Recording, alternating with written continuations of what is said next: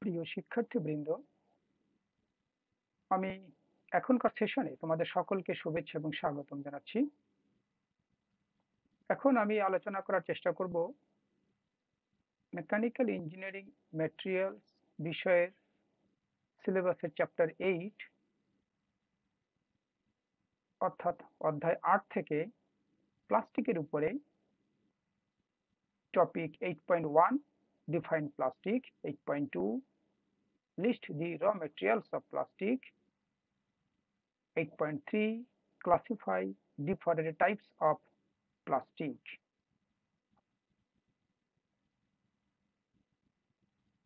প্রিয় শিক্ষার্থীবৃন্দ, প্রথমেই যদি আমরা খেয়াল করার চেষ্টা করি যে প্লাস্টিক বলতে কি বোঝায়, তাহলে আমরা এইভাবে বলতে পারবো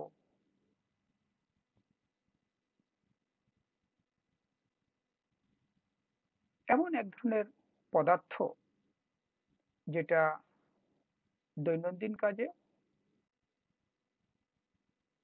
অর্থাৎ গৃহস্থলী কাজে সহ প্রকৌশল এবং চিকিৎসা বিজ্ঞান সহ অপরাপর নানাবিধ কাজে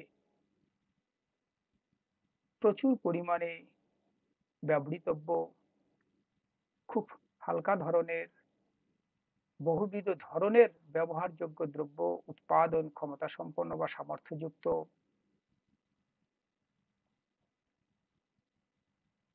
মরিচা রোধী, কখনো কখনো রাসায়নিক রোধী এক ধরনের পদার্থ যেটা কে আমরা বলতে পারি সিনথেটিক ম্যাটেরিয়াল অথবা সেমি সিনথেটিক ম্যাটেরিয়াল, মূলত যেটা পলিমার থেকে তৈরি হয়।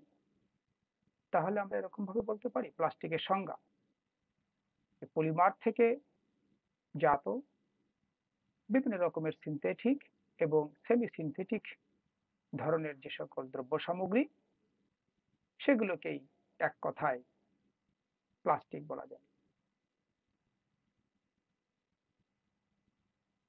এরপরে আমরা যদি আলোচনা করার চেষ্টা করি প্লাস্টিক তৈরিতে ব্যবহৃত কাঁচামাল সমূহ কি কি, খুব সোজাভাবে বলা যায় প্লাস্টিক তৈরিতে যে কাঁচামাল সমূহ ব্যবহৃত হয় তা একেবারেই প্রাকৃতিক উৎসজাত কিছু পদার্থ, কিছু সামগ্রী। তবে এগুলোকে নানাবিধভাবে ব্যবহারযোগ্য, সৌন্দর্য বর্ধন, বিভিন্ন আকার আকৃতিতে সুবিধা পাওয়ার জন্য, বিভিন্ন রকমের ধর্ম বা ক্যারেক্টারিস্টিক্স বৃদ্ধি বা কমানোর জন্য কিছু কেমিক্যাল অ্যাডিটিভস হিসেবে ব্যবহার করা হয়। তাহলে আমরা দেখার চেষ্টা করি সে প্রাকৃতিক উৎসজাত পদার্থ সমূহ কি কি। প্রথমে আমরা বলতে পারবো পেট্রোলিয়াম। পেট্রোলিয়াম বলতে আমরা যা কিছু বুঝি থেকেই সবগুলো থেকেই আমরা এই প্লাস্টিকের কাঁচামাল যে কোনো এক পর্যায়ে আমরা বের করে নিয়ে আসতে পারি। প্রাকৃতিক যে গ্যাস, সেটা প্লাস্টিকের আরেকটি বড় উৎস।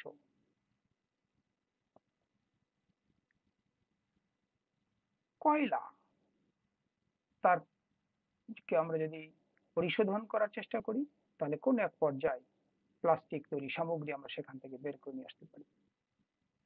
এবং অপরাপর যে সামান্য পরিমাণে কাঁচামাল পাওয়া যায় প্লাস্টিক তৈরির জন্য, সেগুলোকে বলা হয় সেলুলোজ স্টার্চ। বায়োপ্লাস্টিকের জন্য বিভিন্ন রকমের অয়েল বা তেল, যেগুলো মূলত আমাদের বিভিন্ন শিল্প কারখানার জাত পদার্থ। এর সাথে কেমিক্যাল অ্যাডিটিভস হিসেবে কি ব্যবহার করা হয়,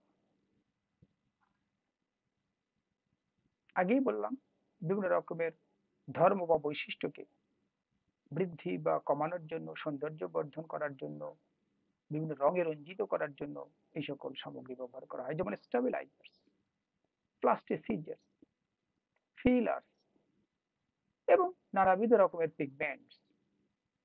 সবই কিন্তু প্লাস্টিক তৈরি কাঁচামাল হিসেবে গণ্য হবে। প্রিয় শিক্ষার্থীবৃন্দ, আমরা যদি একেবারেই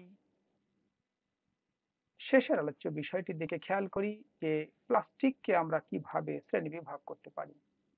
তাহলে আমরা এইভাবে বলতে পারি যে খুব মোটা দাগে দুই ক্যাটাগরিতে প্লাস্টিককে বিভাজন করা যায়।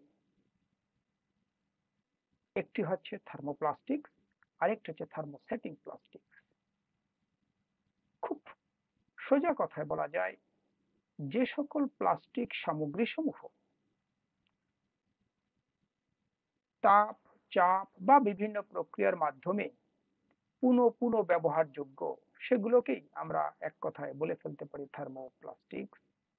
থার্মোসেটিং প্লাস্টিক সেগুলো যেগুলো উত্তপ্ত করব, চাপ দিব, গলাবো, এরপরে আবার শক্ত করে দ্রব্য সামগ্রী তৈরি করব, কিন্তু সেটি একবারের জন্য। পুনরায় এটিকে আর রিইউজ করা যাবে না, সম্ভব না। সেরকম কিছু প্লাস্টিক পাওয়া যেতে পারে। এই দুই ভাবে বিভক্ত করা যায়।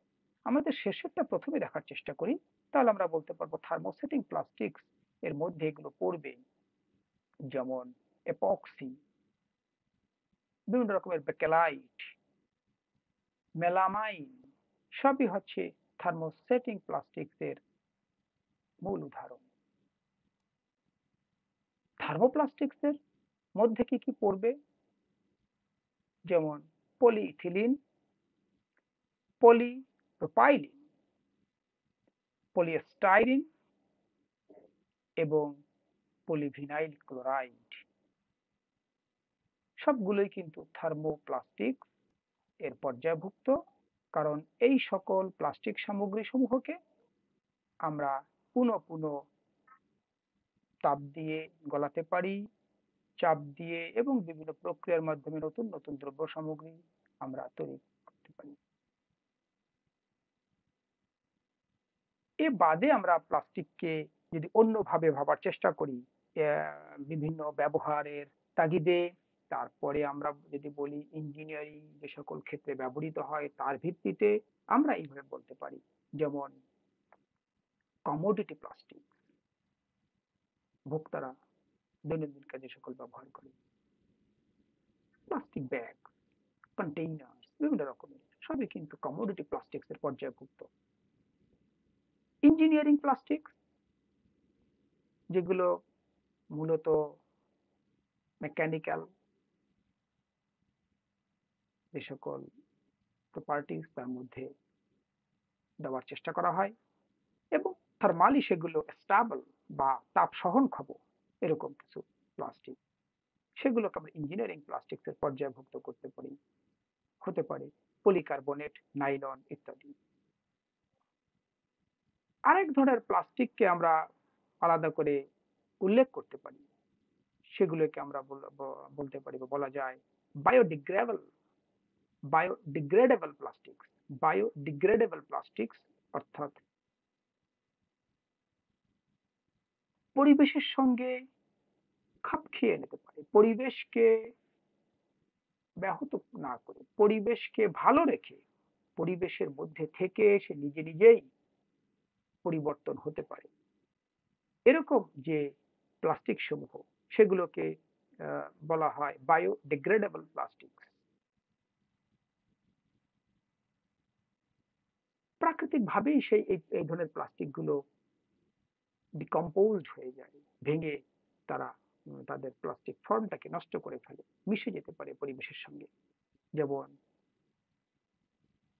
পলিল্যাকটিক অ্যাসিড, যেটাকে বলা হয় PLA। মোটা দাগে আমরা এইভাবেই প্লাস্টিককে শ্রেণীবিভাগ করতে পারি। প্রিয় শিক্ষার্থীবৃন্দ, আমরা তাহলে এতক্ষণ ধরে দেখার চেষ্টা করলাম প্লাস্টিকের সংজ্ঞা, প্লাস্টিকের জন্য প্রয়োজনীয় কাঁচামাল এবং প্রকৌশল কর্মকাণ্ডের ক্ষেত্রে বা অন্যান্য ক্ষেত্রেই প্লাস্টিক কোথায় কোথায় কোন ভাবে ব্যবহৃত হয় বা হতে পারে, অর্থাৎ এর উপরে ভিত্তি করে প্লাস্টিকের শ্রেণীবিভাগ। শিক্ষার্থীবৃন্দ, তোমাদের সকলকে শুভেচ্ছা জানিয়ে আমি এবং ধন্যবাদ দিয়ে এখনকার সেশন শেষ করছি।